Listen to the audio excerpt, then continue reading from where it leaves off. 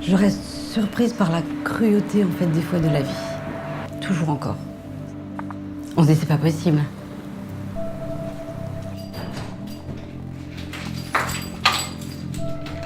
Ça fait 2 ans que je suis là. Je suis arrivée par violence conjugale. Ça allait très très loin. Ça veut dire menace avec des machettes. Chaque fois qu'il avait picolé, j'ai des coups chaque fois. Ou de menaces de mort. Et le vrai déclic, c'était en fin d'année 2014, justement pour Noël, quand il m'a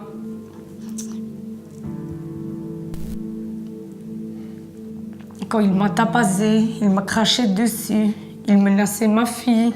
Ma fille, elle pleurait, elle criait. Après, il me mettait le couteau en dessous de la gorge. Et c'est ça qui a fait le déclic, que comme ça, on ne peut pas continuer.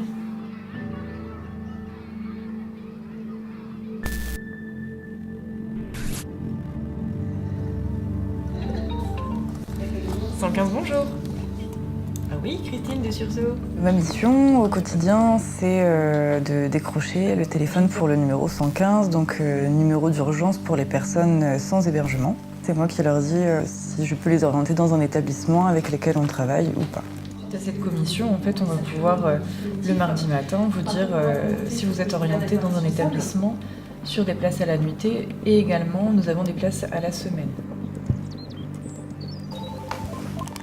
115, bonsoir. Écoutez, je suis désolée, pour l'instant, j'ai pas de place. Est-ce que vous pourriez rappeler vers 22h30 ? Oui, parce que là, pour l'instant, j'ai pas de place du tout. Je travaille à Accès depuis 7 ans. D'une part, je reçois les appels du 115 pour les demandes d'hébergement. Et d'autre part, j'accueille les personnes. Enfin, je suis plus une présence pour les personnes qui sont accueillies dans le foyer.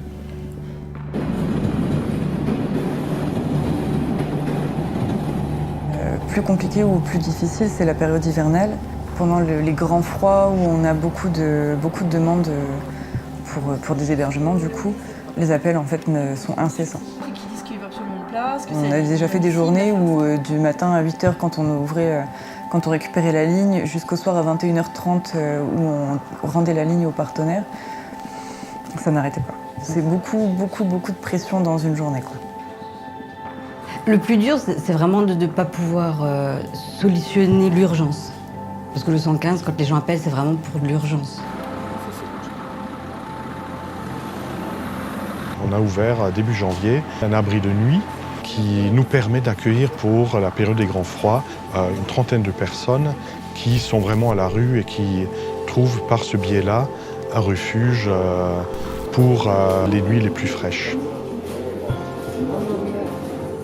Tout le monde n'a pas le même parcours. Certains ont des parcours d'errance, d'autres sont victimes de violences et ont dû quitter le domicile. Et aujourd'hui, ils doivent tout reconstruire. Donc chacun vient avec ses frustrations, chacun vient avec ses angoisses, chacun vient avec ses traumatismes. Donc il faut essayer d'harmoniser un peu possible les populations qu'on accueille. Et l'équipe d'animateurs est là pour ça. C'est-à-dire elle est là pour veiller au bon déroulement, dans des actes aussi qui sont très pragmatiques. Voilà, leur donner des draps, leur servir à manger. Échanger aussi beaucoup avec eux, c'est aussi l'intérêt, c'est-à-dire de créer du lien. Donc on essaye qu'il y ait une petite vie sympathique ici et qu'il n'y ait pas de débordement.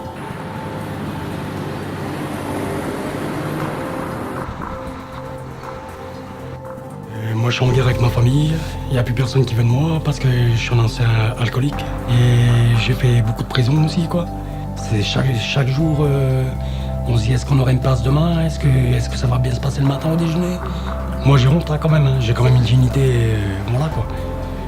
C'est quand même un peu la honte, c'est quand même un peu gênant, quoi. Prendre tous les sacs, aller au Sursaut, faire le 115.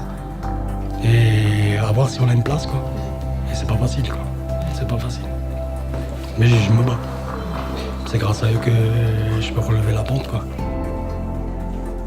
Au début, c'est très difficile parce qu'on vient avec nos idéaux, et quand on est confronté à des difficultés de moyens, du coup, on est frustré, il y a de la colère, mais il y a une forme de révolte, mais on peut pas la faire vivre, cette révolte.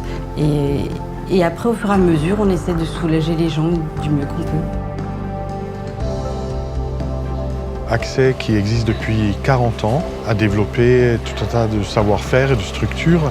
Le rayonnement d'Accès va jusque dans le développement des chantiers d'insertion, tels que vous le voyez ici derrière moi. Nous faisons de la coupe de chiffon industriel pour la grande industrie.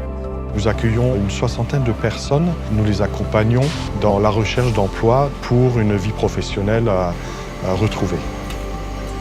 Les gens partent de tellement loin qu'il faut beaucoup plus de temps que 3 semaines, 1 semaine ou même de l'urgence. On peut accueillir les gens en urgence, mais si on veut vraiment qu'ils s'en sortent, il faut vraiment leur prendre la main sur la longue distance.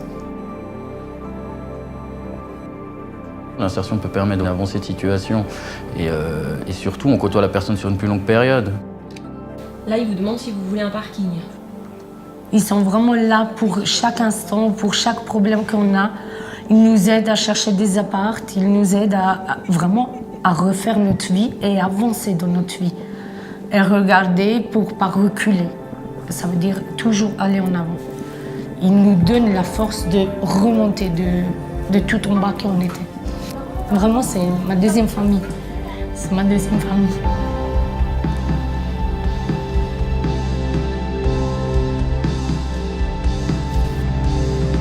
Accès est une sorte de caisse à outils dans laquelle nous trouvons une réponse à presque toutes les difficultés que peuvent rencontrer les personnes aujourd'hui. Accès accompagne pas loin de 900-950 personnes dans différents pôles. L'idée étant que, au travers de l'action de chacun des salariés d'Accès, mais aussi des bénévoles, nous puissions redonner une espérance en vue d'une vie intégrée au sein de la société pour que, pour chacune d'elles, un avenir soit toujours possible.